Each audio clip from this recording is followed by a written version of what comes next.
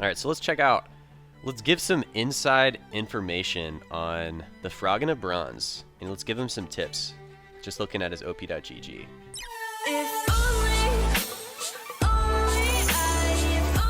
All right, so the Froggen of Bronze, guys. What we got here is we got 195 wins, 211 losses. So things aren't going so well this season for you in Bronze.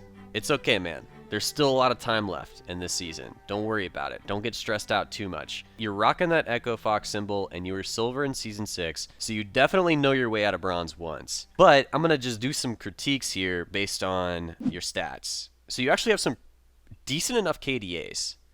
So you're not like feeding every game. In this game you lost and you had a pretty good score. This will typically happen when one of two things happen. You're not pressing your advantage, so you'll get fed, and then you kind of throw, and you're not pressing your advantage enough to like just dominate the entire map and just win the game. But these aren't good enough KDAs to say that you're stuck in elo hell. If you were like at 5.0 KDAs to 1 and you had like, you know, 55% win rate, 60% win rate, and you were in Bronze, I'd be like, yeah, dude, if you just keep going, like the last 20 games or so were probably just unlucky. You might have tilted a little bit. But it definitely looks like you could do some tweaks here, where I would say don't play Skarner. Skarner's really bad on this patch. Like, just completely stop playing Skarner. Refund him if you can. Your Darius has definitely seen better days.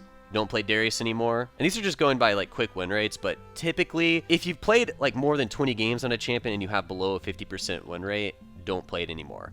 Play the champions that you are consistently winning with. You should be playing Katarina every time she's open, and she might be permabanned, and maybe that's why you're not playing her as much. But anytime Katarina is open, you should be picking her. Anytime Brand is available for you, support or mid, you should be playing Brand. These are obviously working for you. A 66% win rate with 35 games, that's really good for Bronze. If you just keep going, like, you're going to get out of Bronze just playing Katarina. You don't have to play like Darius and Skarner and Graves. These are just like wasting your time almost, because they clearly aren't working for you. So you absolutely want to just go with what works. And like LeBlanc, like, dude, what the heck, dude? Where's more LeBlanc? Why aren't you playing more LeBlanc? You haven't lost a game on LeBlanc, and you've like, what the heck, dude? Pick LeBlanc nonstop. Don't play any of these other picks. Never play Karthus again. Rek'Sai, she's not your champion. You should be playing nothing but LeBlanc. Jhin, absolutely. Probably some Nasus. Apparently that's working well for you. So anything you have above a 50% win rate, you should be playing more of. Anything with 50% or below, do not play it. It's not working for you so far, unless you seriously can go back and redo everything about like your understanding about the champion. It's just not worth it. Just stick to what you already know that's working well, and then move from there. Hope that helps you out, Froggen of Bronze. This is going to be a good one. So let's pull this up and give him some good feedback just from quickly glancing at this. So 70% win rate on Maokai. You're playing a lot of different champions for 100 games played. Your most played champion's only 10 games. Dude, be getting that Maokai out every single time you can. He is working for you.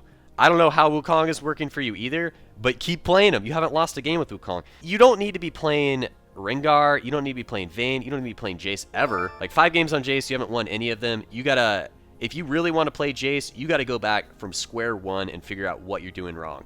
Like, you might be taking the wrong runes and masteries. You might not know how to trade well early levels. You might not know how to poke in team fights effectively. These picks work. You got 100 games played, but these picks need more games on them. Play more Maokai, play more Janna, play more Wukong. Don't play Olaf. Don't play Morg. Don't play Aurelia. Don't play Jax. I can just tell you that those champions like aren't even very good in the meta. You're playing too many different champions, man. Too many different champions. The first 5 picks that you had, if you did nothing but play these champions, you'd be in platinum right now. I promise you, dude. These win rates on these picks, you're a plat player stuck in gold because you're playing too many different champions. These are your picks right here. Here's your champion pool. Congrats. You're in platinum if you play nothing but these 5 picks. You got it, man. Just go. Just go for it. All right, man. This might be a little bit harsh. You might like to play Tryndamere, but do not play Tryndamere. I don't even think Twitch is right for you either. These KDAs aren't super hot. When you're playing Tryndamere top, you're not expecting to have like 5.0 KDAs. You're expected to die, but have a lot of impact on the map. It looks like you're farming a lot. Like, your average CS is really high, but you're not having a lot of game impact. And that's probably why you're losing a lot of games. If you want to keep playing Trynd, you probably need to get coaching from someone like Boxer Pete, the Tryndamere one trick. He's probably going to give you more insight on how to actually make your late game on Tryndamere more effective, because you're getting a lot of CS, you just aren't impacting the map enough, and that could be split pushing at the wrong times, grouping at the wrong times, etc. More Ziggs, more MF. Brand, questionable, maybe. I wouldn't say that you'd want to play very much Jax, though. It seems like you kind of like that split push style, like you're playing Tryndamere and Jax, but it actually looks like you're winning more games on Jax, and that could just be because Jax will have more impact in team fights. You just jump into 5 people and counter-strike them. That's going to be more impact than running on Tryndamere and trying to kill one carry and slowing some people. Interesting. You have a high win rate on Lee, but these are low games played, so they might not be like the best representation of like what you're actually going to end up having win rate-wise. No Blitzcrank. Your Jinx has a high win rate. That's interesting. All right, stick to one role, dude. You're all over the place with these roles. Your most played is a top lane champion. Second most played is an AD carry. Third most played is maybe AD carry or mid. AD carry, support, top lane. You got to pick a role and specialize, dude. And this Jax could be Jax jungle. I don't know. I didn't really scroll through. Too many different picks, man. When you're playing ranked, you're not playing for fun. If that makes sense. You're not playing for fun like, hey, I want to play Urgot support this game, or I want to play Urgot AD carry or something. That's for normal games. You mess around with new picks, you mess around with fun picks and normals. When you're in ranked, you're tryharding. You're picking your best champions and the best roles that you want to improve at. You're not just picking whatever. So I hope you take that small tidbit of information, you keep going, and you get to gold. Thank you. All right, good win rate. You actually got a really good win rate, and you're in silver.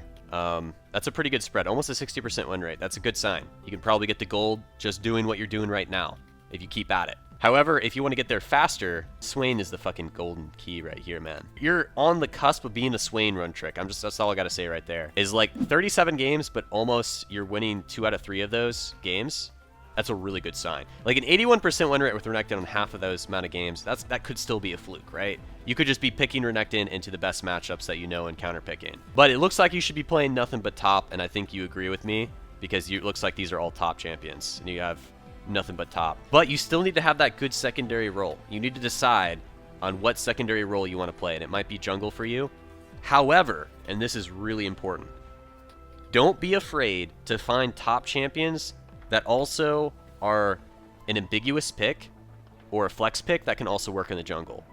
Warwick can be a top lane champion. I don't know if you've seen Warwick top recently, but if you like to play Warwick in the jungle and you think he's strong for you and effective, play Warwick top or try him top lane too.